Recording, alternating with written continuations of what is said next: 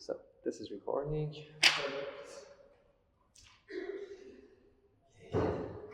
Shall we? 1, 2, 3. Hello.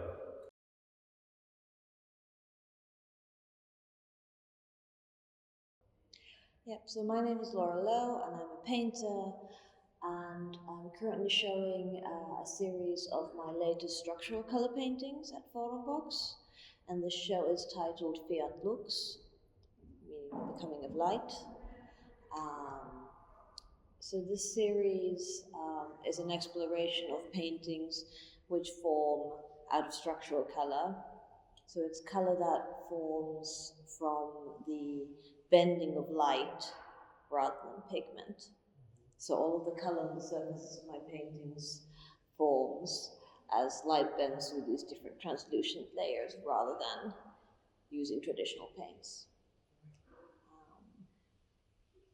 And the series began at the Kilpisjärvi biological station up in the Arctic, and where I've been looking at microscopy images of ice.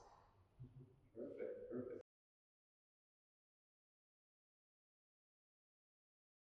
So I'm interested in structural color because it's this coming together of light and material, kind of this immaterial energy hitting a carbon-based surface, which is how all life on the planet forms. We are all creatures that are animated by sunlight, kind of intermingling with these kind of physical carbon-based bodies.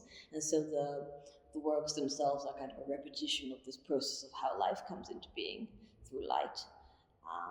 And I was very interested to go up to the research station in Kilpisjärvi to kind of explore how light interacts with material, especially through ice.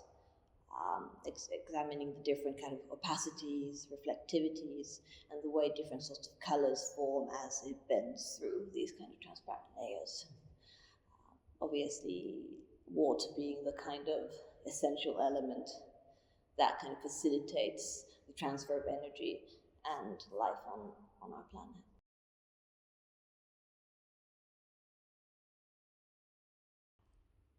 I'd say I'm first and foremost an alchemist and a painter second. So my work is very, very inspired by kind of laboratory research and a kind of exploration of different sorts of materials and trying to figure out how you can translate maybe the more modern scientific understanding of, for example, how optics and color work into the traditional mediums of painting.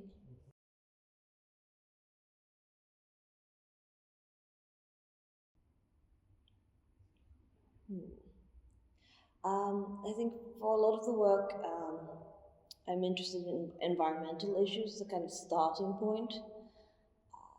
So the relationship we have with the landscape is something that I've been very interested in as a kind of diving board into more deeper issues about how life forms.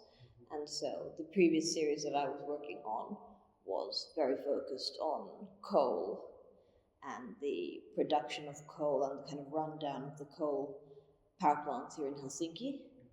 And as a part of that process, I found out that most of that coal dust actually ends up in the Arctic and is one of the things that is really rapidly melting away the ice cover and the snow cover up in the north, much more so than actually the temperature rises happening due to climate change. It's this kind of black carbon pollution that is making the most radical change in our landscape.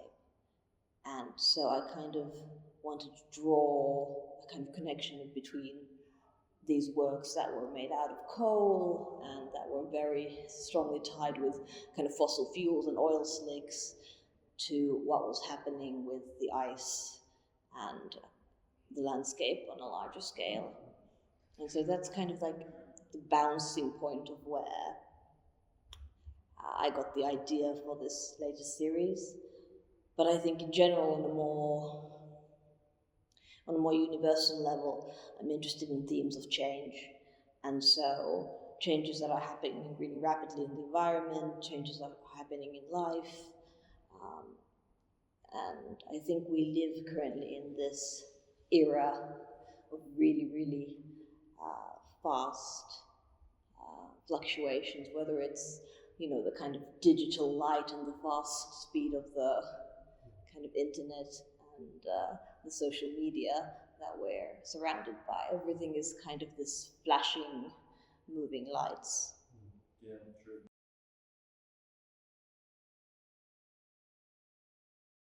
I think the presence of the observer is really kind of critical with these works, since they're all about dealing with change. One of the things that I've tried to really bring into the paintings is a kind of interactiveness and a change in themselves. So structural color as a kind of form of color, because it derives itself from pure light, is absolutely wholly dependent on whatever lighting conditions are available. So here in the gallery with the large windows, these paintings change quite a lot depending on different daytime, the different weather outside. They also have a highly mirror polished surface, which then responds to whatever shadows, reflections from the spaces, and any movement that the observer does in the space. So they're constantly kind of reacting, almost like a scientific experiment, almost like living creatures. They respond to everything around them, they respond to the viewer, and so the presence of the viewer becomes a kind of central part of the experience of the paintings. I also enjoy the fact that they're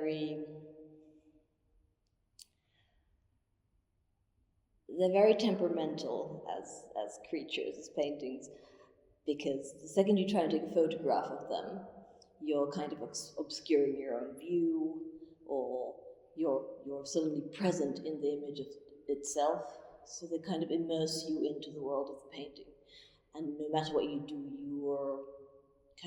you become a part of the event that's happening on canvas. Okay. And,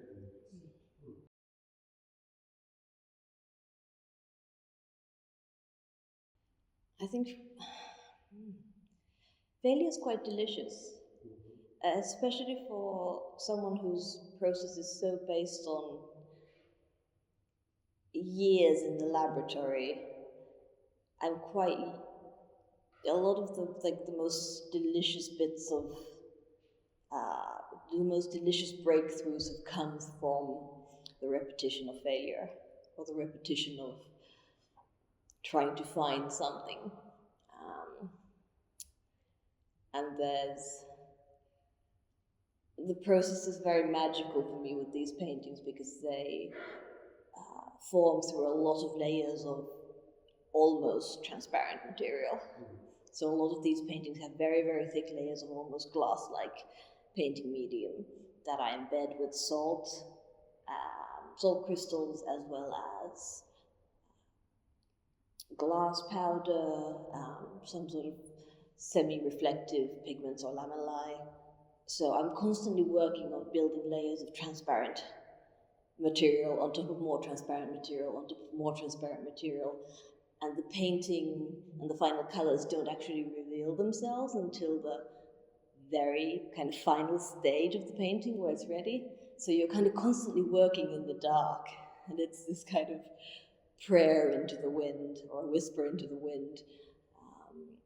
And then that moment of FIAT LUX, when the color finally appears, it's part of the magic of what I really enjoy in the painting. So I think in that sense, failure, or kind of brewing something in the dark, is what I love most about the process. It brings the magic to it. Yeah, true, that's true.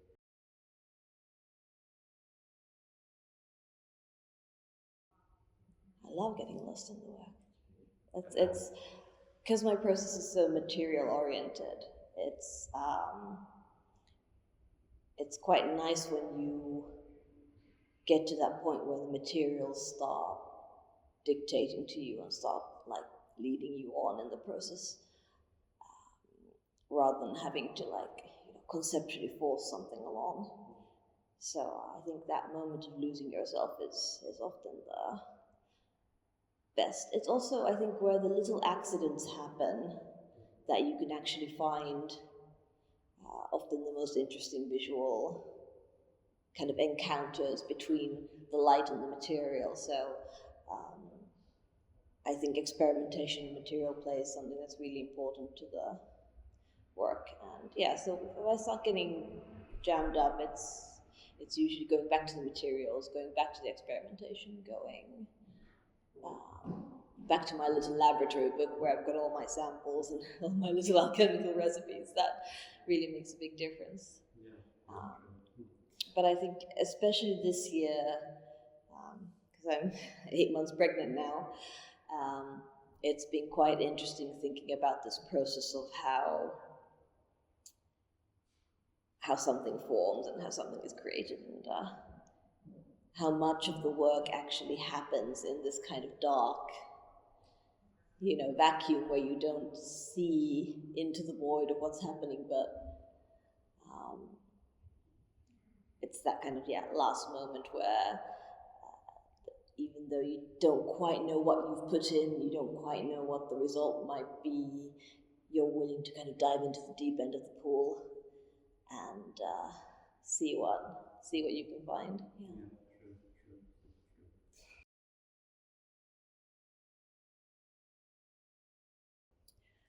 Forum is the most important independent art space in Helsinki. It's an incredibly ambitious artistic program that really allows support, especially for young artists like myself. I've only just graduated 2 years ago from the academy, to be able to work in a large-scale industrial space where you can really push the boundaries of your own work and push the scale of your own work, and at the same time be supported by the mentoring program that Forum offers is a game changer for many young artists, I think. And the space offers structural and installation and exhibiting opportunities that many museums in Finland would struggle to offer. So it's just a really ambitious space, not just in terms of the concept and the program, but in terms of kind of nurturing the new generations of artists. Yeah. Perfect. And now we're going to the end of the whole interview. Thank you very much for having us on. It was Thank you. amazing to talk with you. It was really thoughtful answer. Hope you enjoyed the interview. And thank you very much. My pleasure. Kiitos.